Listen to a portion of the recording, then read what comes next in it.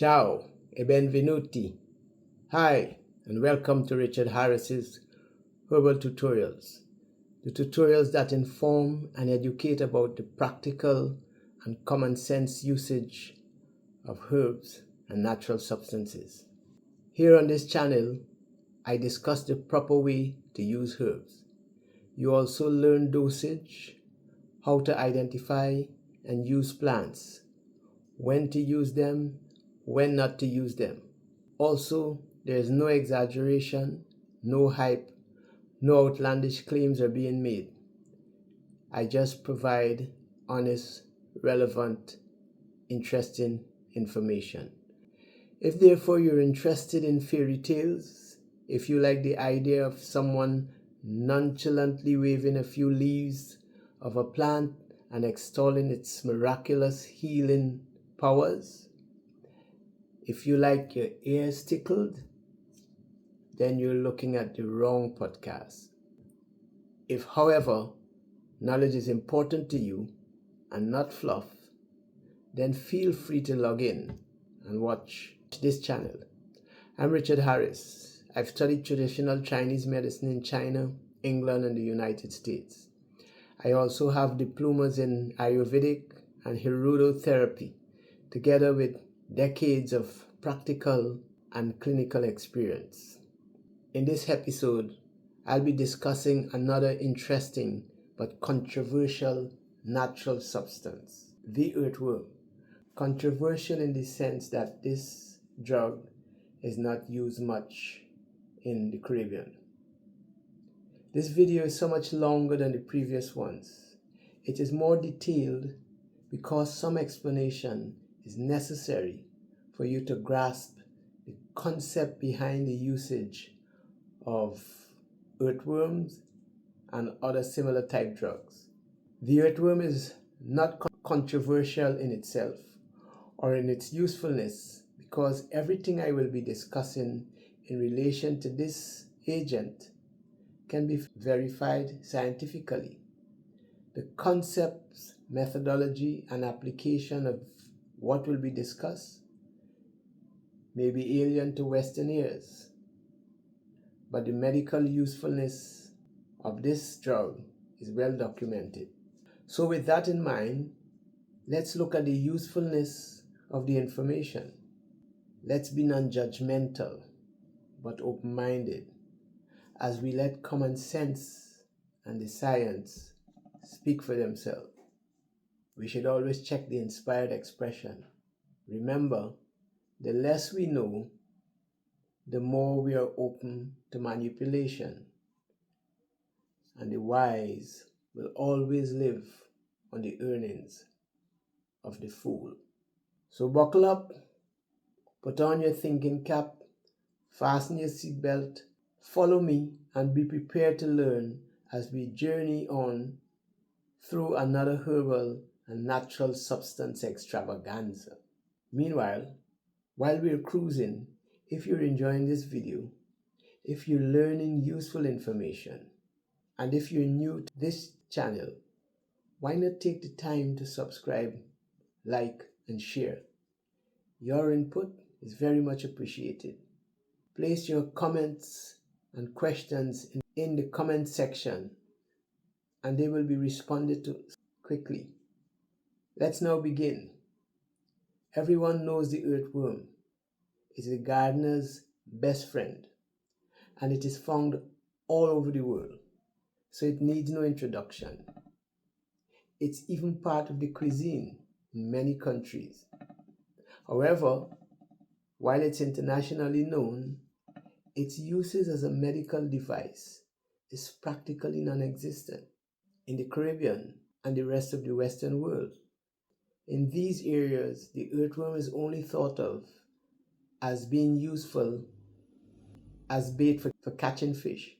However, in Eastern and Middle Eastern medicine, it has been part of their medical system for thousands of years. In this podcast, I'm going to provide you with information that I hope will change your perception of the earthworm. In traditional Chinese medicine, the earthworm belongs to a class of substances or drugs known as drugs that expel wind and stop spasms. Please note, I've just described the earthworm as a drug because this is what it is, since it's being used medicinally. From henceforth, I shall be using this term very often in my future podcasts for simplicity's sake. This makes it easy for me to move back and forth between herbs and non-herbal natural substances without causing confusion. So from now, both herbs or any natural substance will be referred to as a drug. The earthworm is a drug whose function is to expel wind and stop spasms. Before we continue, we have to define what is wind. What are the characteristics of wind? Wind is an environmental factor. There are several environmental factors: wind, cold, heat, dryness, just to name a few. You would have noticed that whenever I speak of a herb or any other natural substance, I always spoke of them relative to their relationship with any of the environmental factors. So you would have heard me speak of drugs that cool heat and drugs that expel cold, drugs that dry dampness, etc. Environmental factors are found in nature, and we can discern them when we go about our daily activities in life. For example, we know it's hot because things around us gets hot. If there's water, it dries up and heat rises. We know it's cold because our environment gets cold. Things are cold to touch. Things freeze, so things last longer in cold. Like all the other things found in nature, we too are part of nature and we are subject to the same laws of nature. So, just as the environmental factors impact your house, your dogs, your cows, the leaves, they have an impact on us also. Isn't that logical? Isn't that common sense? Does one need science to understand the wisdom of that? Interestingly, there was a time when that commonality of thought permeated all cultures. Long ago, people all over the earth protected themselves from wind, especially at night. They call it draft. You wore hats when you were in the sun, and you had to let your body temperature cool down before you were allowed to take a bath after being in the sun for some while. Then science changed that. Now we do anything, anytime, and anyhow because the science cannot see the connectivity between us and the environment from a medical standpoint. So, for example, we are taught to take a bath to reduce a raging fever, or women are told to bathe immediately after making babies. Some people quench their thirst developed from being in the sun for extended periods by drinking exceedingly cold water or other cold drinks. Now let's look at the characteristics of wind.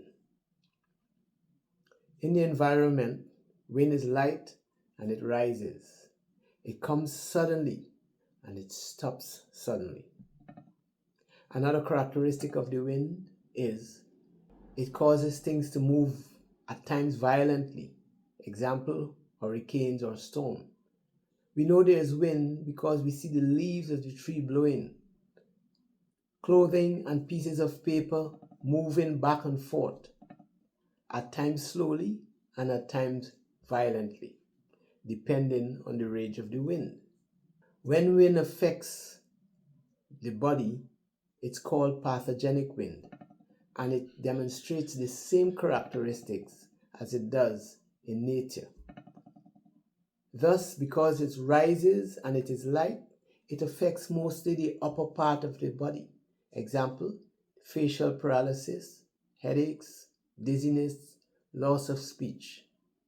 Because wind comes and goes suddenly, you see its manifestation in strokes, Parkinson's disease, epilepsy, convulsion, spasms, symptoms that manifest themselves suddenly and often stop suddenly.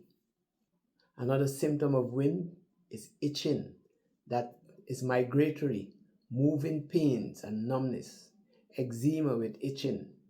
Wind disorders usually result from pathogenic changes in the functions of the liver and kidneys.